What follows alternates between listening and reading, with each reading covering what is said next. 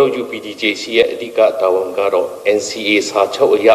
အကောင့်အထည်ဖော်နေသောနိုင်ငံရေးဆွေးနွေးပွဲအစဉ်အဆက်ကိုဦးဆောင်လမ်းညွှန်ကြီးကြပ်ဖို့ပဲဖြစ်ပါတယ်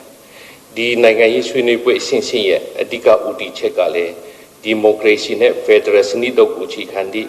ပြည်ထောင်စုကြီးကိုနိုင်ငံရေးဆွေးနွေးပွဲရလဒ်များနဲ့အညီ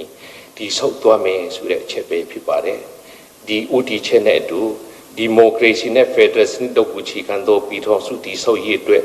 လူအပ်နေသောဒီမိုကရေစီအခြေခံမှုများနဲ့ဖက်ဒရယ်အခြေခံမှုများဖော်ထုတ်ရေးဟာကျွန်တော်တို့ UPDJC ရဲ့လက်ငင်းတာဝန်ပဲဖြစ်ပါတယ်ဒီမိုကရေစီနဲ့ဖက်ဒရယ်စနစ်တို့ကိုအခြေခံသောပြည်ထောင်စုကြီးကိုတည်ဆောက်နိုင်ပြီဆိုရင်ကျွန်တော်တို့တိုင်းပြည်ကြီးငြိမ်းချမ်းရေးရကိုရစေရမယ်လို့ကျွန်တော်တို့ယုံကြည်ထားပါတယ်နှစ်ပေါင်း90ကြာပြီဖြစ်တဲ့ပြည်တွင်းလက်နက်ကိုင်ပဋိပက္ခချုပ်ငင်းစေရမယ်လို့လည်းကျွန်တော်တို့ယုံကြည်ပါတယ်တန်တိတ်ထန်လေးချထားပါတယ်ဒါပေမဲ့ဒီမိုကရေစီနဲ့ဖက်ဒရယ်အခြေခံမှုများကိုဖော်ထုတ်ဖို့ကြိုးစားရင်ကျွန်တော်တို့နိုင်ငံရေးဆွေးနွေးပွဲများတည်ဆူမှုတွေနဲ့ခဏခဏကြုံနေရပါတယ်ဘာဖြစ်လို့ဒီလိုတည်ဆူမှုတွေနဲ့ခဏခဏကြုံနေရတယ်လဲပြီးခဲ့တဲ့3လကာလကျွန်တော်အိမ်မှာရှိတဲ့ချိန်မှာ2017အောက်ကလာဆက်ရက်နေ့မနေ့ပြန်ဆိုရင်တော့9နှစ်ပြီသမရသိန်းစင်ဆိုးကကျွန်တော်တို့ကိုငင်းချင်ရေးကလပ်ဖိတ်ခေါ်တဲ့ချိန်ကနေစပြီးဒီနှစ်2020မှလာထိကျင်းပတဲ့ဆက်ရှိကြီးမျိုး UPDJC ထိအစည်းအဝေးမှတ်တမ်းများကိုကျွန်တော်ပြန်ပြီးတော့လေ့လာသုံးသပ်ကြည့်ပါတယ်10နှစ်နီးပါးကြာပါပြီကျွန်တော်တို့အစည်းအဝေးတွေလည်းမနေပါဘူးကျွန်တော်တို့လုပ်ခဲ့တဲ့အစည်းအဝေးတွေကိုကြည့်မယ်ဆိုရင်အစိုးရနဲ့ပူးတွဲပြီးတော့ကျင်းပတဲ့အစည်းအဝေးက20ကနေ25ရာခိုင်နှုန်းလောက်ပဲရှိပါတယ်ကျွန်တော်တို့တိုင်းရင်းသားလက်နက်ကိုင်ဖွဲ့စည်းတတ်ကျင်းပတဲ့အစည်းအဝေးက95ရာခိုင်နှုန်းကနေ40ရာခိုင်နှုန်းလောက်ရှိတယ်ဆိုတာကျွန်တော်သတိထားမိပါတယ်ဒါတွေကိုကျွန်တော်အားလုံးခြုံပြီးတော့ကြည့်လိုက်လို့ရှိရင်ကျွန်တော်တို့ရဲ့ဆွေးနွေးပွဲတွေအားလုံးမှာလည်းဆွေးနွေးချက်60ကနေ90ရာခိုင်နှုန်းလောက်ဟာဘလို့မှဆုံးဖြတ်ချက်ချက်လို့မရတဲ့ဆွေးနွေးချက်များဖြစ်နေပါတယ်ဒါမှမဟုတ်ဆုံးဖြတ်ချက်ချက်လို့မရအောင်ဆွေးနွေးတဲ့ဆွေးနွေးချက်လို့ဖြစ်နေပါတယ်ပြီးတော့ကျွန်တော်တို့ဆုံးဖြတ်ထားတဲ့ဆုံးဖြတ်ချက်တွေ10ရာခိုင်နှုန်းကနေ40ရာခိုင်နှုန်းကနေ50ရာခိုင်နှုန်းနီးပါးဟာလေကျွန်တော်တို့အကောင့်ထေပေါ်လို့မရတဲ့ဆုံးဖြတ်ချက်တွေဖြစ်ပါတယ်ဒီလိုဆုံးဖြတ်ချက်ချက်လို့မရအောင်ဆုံးဖြတ်ပြီးသားကိစ္စကိုအကောင့်ထေပေါ်လို့မရအောင်အများဆုံးအဟံအတားပေးနေတော့စကလုံးတစ်လုံးရှိပါတယ်အဲ့ဒီစကလုံးကတော့စိုးရင်မှုဆိုတဲ့စကလုံးပဲဖြစ်ပါတယ်ကျွန်တော်တို့စီဝေးမှာတနေ့လုံးသူတပင်းကျွန်တော်တို့ EAO စီဝေးတွေမှာတနေ့လုံးစီဝေးလုပ်တယ်ဆုံးဖြတ်ချက်တော့မယ်ဆိုတဲ့ချိန်မှာတူဦးကထားပြီးကျွန်တော်စိုးရင်မိပါတယ်ဗျာအချိန်မတန်သေးဘူးထင်တယ်လို့ပြောရင်ဘလို့မှဆုံးဖြတ်ချက်လို့မရပါဘူးဒါဆိုရင်ဒီစိုးရင်မှုတွေကျွန်တော်တို့တိုင်းပြည်မှာဘာဖြစ်လို့ရှိနေတာလဲဒီစိုးရင်မှုတွေရှိနေတဲ့အတွက်ဘသူကိုသွားပြီးတင်ရမှာလဲဒီစိုးရင်မှုတွေကိုဘလို့ကြော်ထွားရမလဲကျွန်တော်မြင်မှာတော့ဒီလိုစိုးရင်မှုတွေရှိနေတာဘသူကိုမှအပြစ်တင်လို့မရဘူးလို့ထင်ပါတယ်ဒီစိုးရင်မှုဆိုတဲ့စကားလုံးဟာကျွန်တော်တို့ဘဝထေကနေလာတာဖြစ်ပါတယ်ကျွန်တော်တို့ဘဝအတွေ့အကြုံကနေလာတာဖြစ်တယ်နှစ်ပေါင်း90ကြာပြီဖြစ်တဲ့လက်နက်ကိုင်ပဋိပက္ခကြောင့်ဖြစ်ပေါ်လာတာဖြစ်ပါတယ်ကျွန်တော်တို့ရဲ့ဘဝအတွေ့အကြုံကြောင့်ကျွန်တော်တို့ပြောထားပြီးသားစကားကျွန်တော်တို့ကိုယ်တိုင်အဆူပြုတ်ထားသောအခြေခံမှုများကျွန်တော်တို့ကိုယ်တိုင်ဆုံးဖြတ်ထားပြီးသားဆုံးဖြတ်ချက်များကိုစိုးရင်စိတ်နဲ့ထပ်ခါဆွေးနွေးနေကြပါတယ်ဒီလိုနဲ့နိုင်ငံရေးဆွေးနွေးပွဲတွေကစိတ်မတူပဲတိစုနေတတ်ပါတယ်ဒါပေမဲ့ဒီစိုးရင်မှုတွေအားလုံးကိုကြော်လွှားနိုင်သောနီလန်တစ်ခုတော့ရှိပါတယ်စကလုံးတစ်လုံးရှိပါတယ်အဲ့ဒါကတော့ငင်းချမ်းကြီးပဲဖြစ်ပါတယ်တိုးတော်ငင်းချမ်းကြီးဆွေးနွေးရင်းနဲ့ဆွေးမှုကကျွန်တော်တို့ကိုပြန်ပြီးတော့ဟန်တာနေပြန်တယ်စိုးရင်မှုဆိုတဲ့စကလုံးနဲ့ငင်းချမ်းကြီးဆိုတဲ့စကလုံးအဲ့ဒီ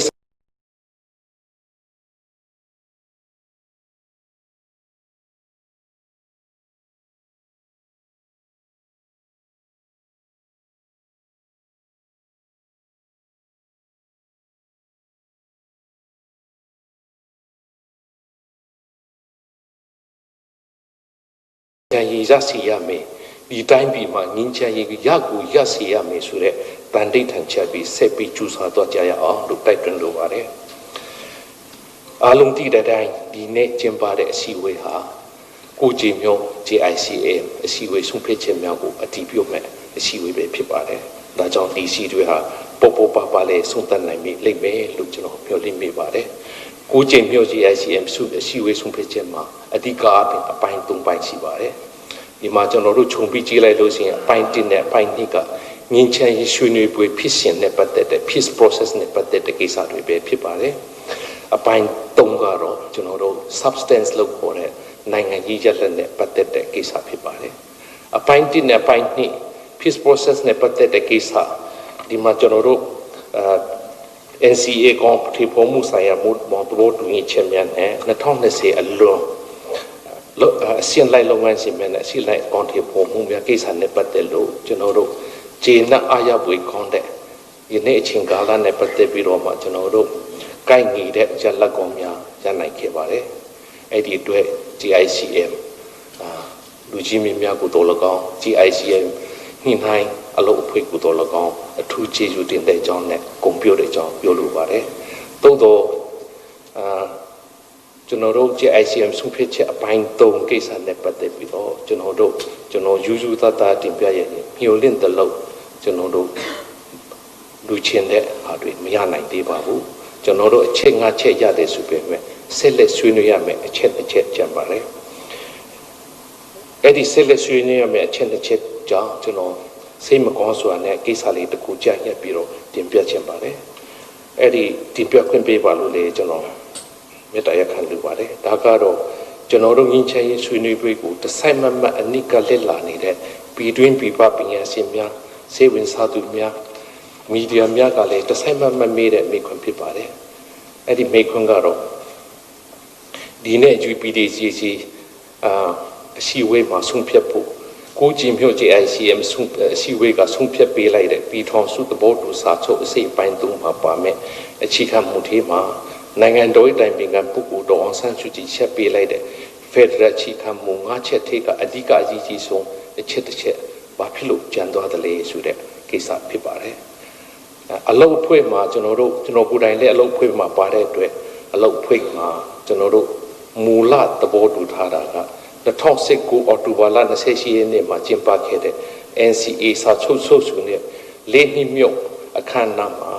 နိုင်ငံတော်ရဲ့တိုင်ပင်ခံပုဂ္ဂိုလ်ပြောကြားသွားတဲ့မိန့်ခွန်းမှာပါတယ် Federal ချီခံ၅ချက်ကိုပြည်ထောင်စုသဘောတူစာချုပ်အစိပ်အပိုင်း၃အဖြစ်ချုပ်ဆိုသွားရန်သဘောတူခဲ့ပါတယ်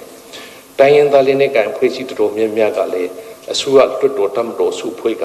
နိုင်ငံတော်ရဲ့အတိုင်ပင်ခံမိန့်ခွန်းကိုချီခံပြီးတင်ပြလိုက်တဲ့အစုပြုချက်တိုင်းသဘောတူနိုင်ခဲ့ပါတယ်။သို့သော GICM ကျူညှိနှိုင်းရေးအလုပ်အဖွဲ့အစည်းအဝေးဆွေးနွေးရင်းပြည်내ဖွဲ့စည်းပုံအခြေခံဥပဒေနဲ့ပြည်내အခြေခံဥပဒေဆိုတဲ့ကိစ္စကို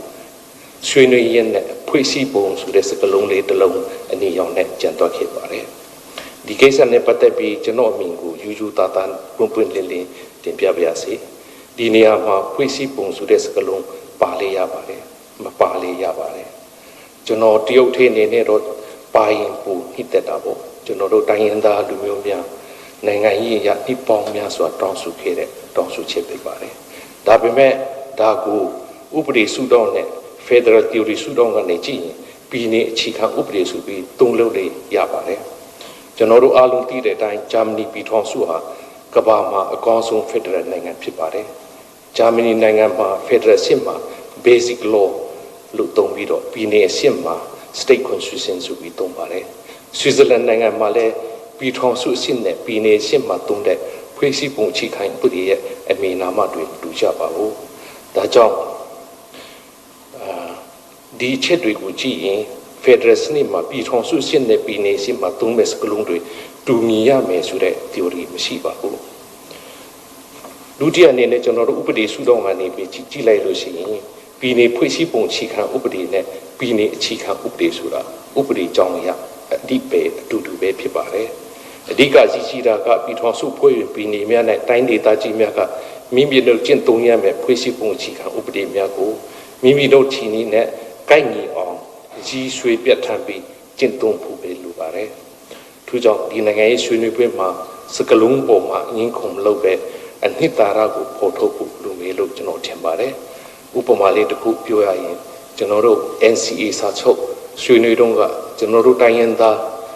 လက်နက်ကိုင်ဖွဲ့စည်းပေးကအပြစ်အခက်ရစေရေးဆိုတဲ့စကားကိုသုံးပါတယ် အစိုးရကပိတ်ခတ်တိုက်ခိုက်မှုဆိုတာကိုသုံးပါတယ်ဒါကိုကျွန်တော်တို့ကြာချင်းငင်းခဲ့ပါတယ်ဒီစကလုံးပေါ်မှာကြာချင်းငင်းခဲ့ပါတယ်နောက်ဆုံးကြတော့အင်္ဂလိပ်လို ceasefire ဆိုတာကိုကြာမှထည့်မယ်ဆိုပြီးတော့သဘောတူလိုက်တာနဲ့အခုအပြည့်အခါရစေရေးဆိုပြီးတော့သုံးလိုက်ပါတယ်အခုကျွန်တော်တို့မူလကမူရင်းစာကြံရည်တဲ့လူလိုမျိုးမင်းတော့မှကျွန်တော်တို့ဘာဖြစ်လို့အပြည့်ခတ်ကိုကြိုက်ခဲ့တယ်လဲဆိုတာ